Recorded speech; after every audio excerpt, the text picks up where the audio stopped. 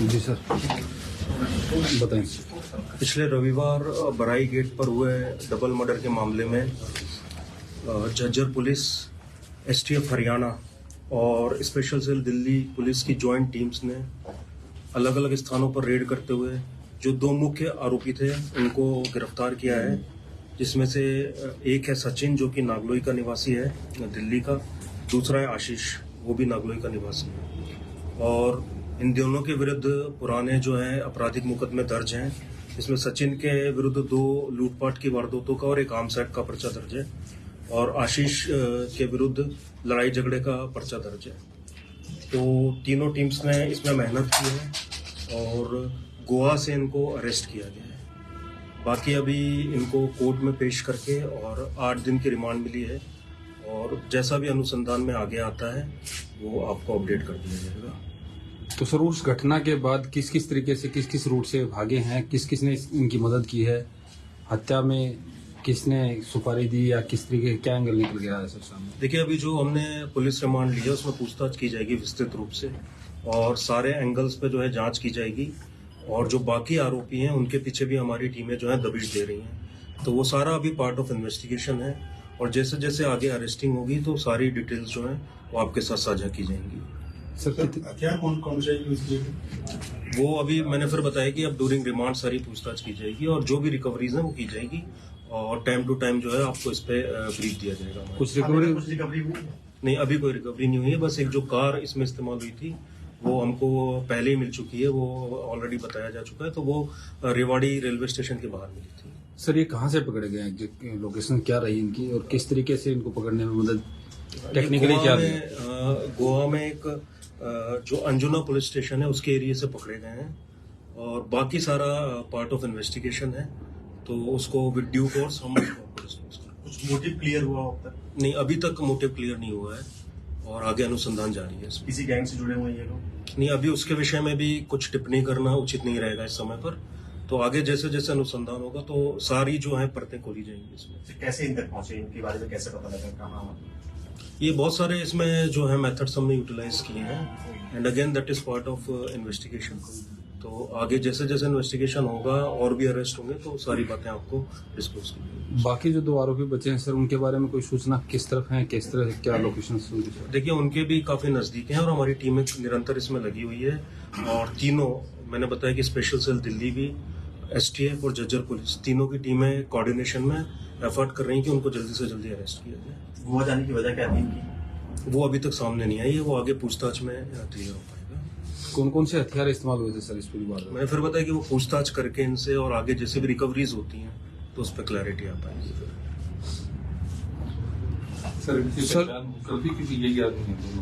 हाँ, ये तो पहले ही पहचान हो चुकी थी। नहीं, वो आई विटनेस थे उससे? नहीं, उनसे अभी करवाई जाएगी in due course of time जो भी है। रिमांड के दौरान ये प्रोसीडिंग्स की जाएगी।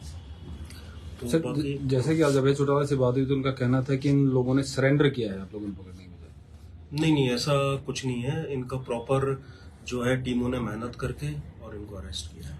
आप लोगों को पता है कि जब से ये घटना हुई थी, घटना होने के बाद में क्योंकि ये गैंग या फिर जो ग्रुप है, आपराधिक ग्रुप समूह दिल्ली के आपके जिन्होंने क्लेम भी किया था, दिल्ली से संबंध रखते हैं, जिसलिए स्पेशल सेल दिल्ली पुलिस भी इसके बारे में पूरी तरह से अलर्ट थी।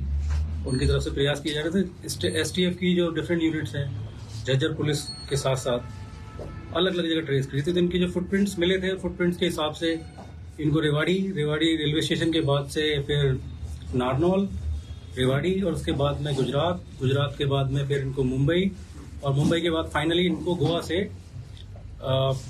इनको चिन्हित करके वहां से गिरफ्तार किया गया है। तो इसके लिए सब टीमें इकट्ठी 4-5 टीमें काम कर रही थी। आपको ज्ञात होगा कि जनवरी में 30 जनवरी के समय एक घटना हुई थी जिसमें एक अपराधी घटना हुई थी फरीदाबाद में, एक मर्डर हुआ था। उसी मर्डर के संबंध में इन्हीं गैंग के लोगों का हाथ आया था।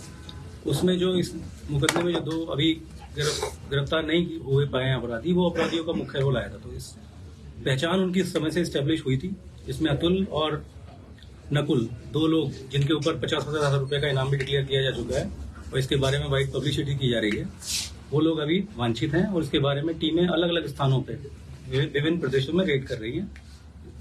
इसके संबंध में जो लोग इनके सह अपराधी गिरफ्तार हुए हैं, एसटीएफ ने फरीदाबाद वाले मर्डर केस में जो इनके सह अपराधी थे, एक परमजीत और एक मंगल और एक तीसरा अपू नितिन नरूला नाम का आदमी गिरफ्तार किया है।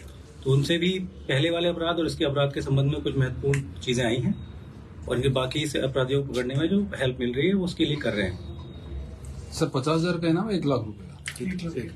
1 लाख 1 लाख रुपए का इनाम लिख लेते हैं। सर आपने गैंग का जिक्र किया, तो जिस तरीके से नंदू कपिल सांगवान की तरफ से सोशल मीडिया पर पोस्ट भी की गई थी, तो क्या नंदू गैंग से संबंधित है? रोहेंस गैंग का भी बीच में नाम सुनाई दिया था, किस गैंग से संबंधित है सर? अभी तक जो चीजें आई हैं वो उसी ग्रुप से संबंधित होने के और लगातार उनके कांटेक्ट में उसी के डायरेक्शन पे अलग अलग ठिकानों पे ये लोग रुक रहे थे, जा रहे थे, उसका खर्चा भी वहीं से उठवाया जा रहा था। तो इस चीज के लिए बाकी अभी इनकी विस्तार से रिमांड के दौरान पूछताछ बकाया है। ये फैक्ट्स को एस्टेब्लिश करना है, लोगों ने जो क्लेम किया उसको उसका भी वेरीफाई करना है। तो इसमें काफी तफ्तीश अभी बकाया है और जो बाकी जो 2 अपराधी अभी एब्सकॉन्डिंग है, जिनका नाम मैंने अभी आपको लिया है, वो डिटेल से जब पूछताछ होगी उनसे और भी इसमें सामने बिल्कुल क्लैरिफाई हो पाएगी। तो सर जैसे राजनीतिक हत्या का आरोप लगा रहा है कि इनकी राजनीतिक हत्या हुई है, कुछ इसके बारे में पता चला हो जांच में? देखिए, अभी जैसे जैसे आगे इन्वेस्टिगेशन होगा तो जो भी चेन जो लिंक होती है, जो भी उसमें आता है और उसके खिलाफ जो भी कार्रवाई बनती है सब तो वो हम करेंगे, चालान देंगे। पर अभी हमारी प्रथम सफलता यही है कि ये दोनों को अरेस्ट किया गया है और आगे जैसे भी पूछताछ होती है तो जो भी इसमें आता है उनसे पूछताछ की जाएगी। ऑलरेडी जो नामजद हैं उन 6 लोगों से पूछताछ हो चुकी है और आगे भी उसमें उस एंगल पे भी जो है इन्वेस्टिगेशन जारी है। सर जैसा ही कहा जा रहा है कपिल सांगवान लंदन में है, तो उसको भारत लाने के लिए प्रयास किए गए हैं क्या?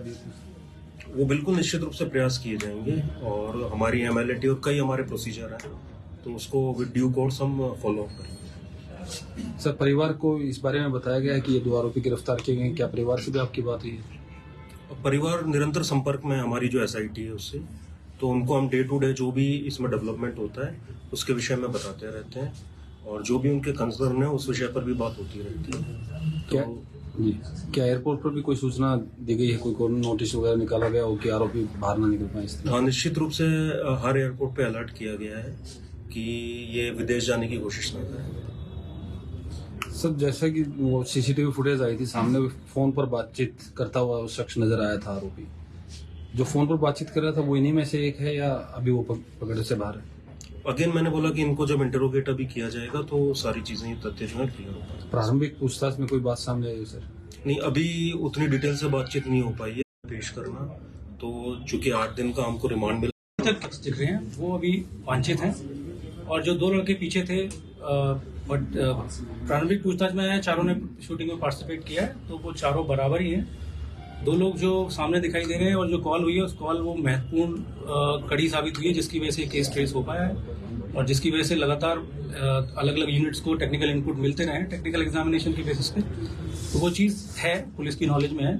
इसके लिए दिल्ली पुलिस ने, जैसे मैंने बताया, और झज्जर पुलिस ने, एसटीएफ ने बहुत मेहनत की है ह्यूमन इंटेलिजेंस और टेक्निकल इंटेलिजेंस दोनों के बेसिस पे।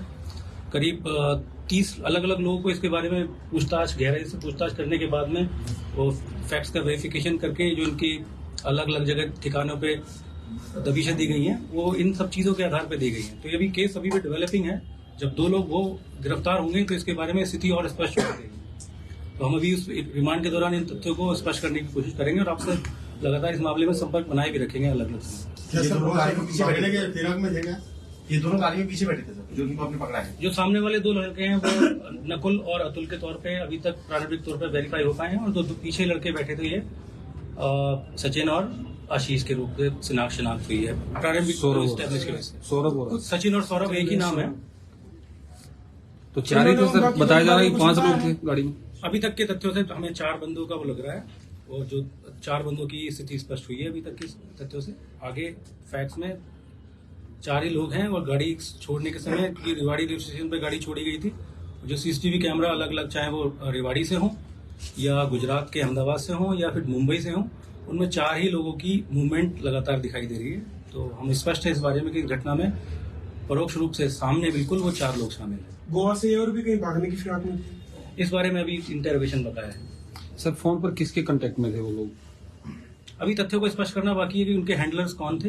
जैसे क्लेम किया जा रहा है हो सकता है नंदू के कांटेक्ट में हो, नंदू के बारे में शक की अभी सुई उठ रही है, स्थिति को स्पष्ट कर दिया जाएगा इस बारे में। क्या कोई इंटरनेशनल कॉल इस तरह से डिटेक्ट हुई है सर? आईपीस, फॉरेन आईपीस हमें मिली है, तो उसके बारे में हम फॉरेन आईपीस को एस्टेब्लिश कर रहे हैं।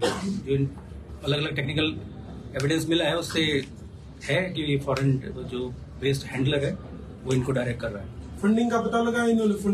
इनको फंडिंग कहाँ से मिली और किस तरीके से मिली? अभी इस बारे में मैंने कहा कि इन्वेस्टिगेशन दोबारा चीज़ें को, तथ्यों को एस्टेब्लिश करेगी। तो ये पहले 2 अरेस्ट हुए हैं, इनके साथ में जो साथी अपराधी हैं 3 लोग, जो इनको उस गाड़ी को खरीदवाने में, प्रोवाइड कराने में, जो लोग मैंने बताया कि 3 लोग गिरफ्तार हुए हैं, उनका भी हाथ है अलग अलग समय पे, और वो फरीदाबाद में जो मुकदमा था उसमें गिरफ्तार किए गए। उनकी रिमांड लेके आगे पूछताछ की जा रही है। 30 जनवरी वाले केस में जो चल रही है, और वो लास्ट टाइम मुंबई में देखे गए हैं, और परसों दोनों के रास्ते अलग हुए हैं, परसों शाम को। तो दोनों के बारे में मुंबई सहयोग कर रहे हैं। वो ट्रेन से गए थे? ये क्या वजह हो सकती है? देखिए उसमें कई, और अभी जैसे जैसे आगे तथ्य आएंगे तो सारों को कनेक्ट करके जो भी है एक कंक्लूजन निकलेगा, उसके बाद ही उस विषय पर जो है हम बता पाएंगे। ठीक है। ठीक है, थैंक यू। Thank you.